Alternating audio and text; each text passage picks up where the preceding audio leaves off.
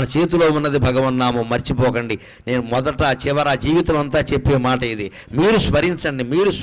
మనస్సులో స్మరించదలుచుకుంటే మడి లేదు, ఆచారం లేదు, స్నానం చేసే సమయం లేదు, భోజనం చేసే సమయం లేదు, ఎప్పుడైనా స్మరించవచ్చు. దానికి నియమం లేదు, నిష్ట లేదు, మనస్సుకి రూపం లేదు, కాబట్టి ఏ నియమం ఉండదు. అన్ని రోజులు పాటించినా ఒక్కరోజు కాళ్ళు కడుక్కోలేదు, దేవుడు అంత కక్ష కట్టడమ్మా.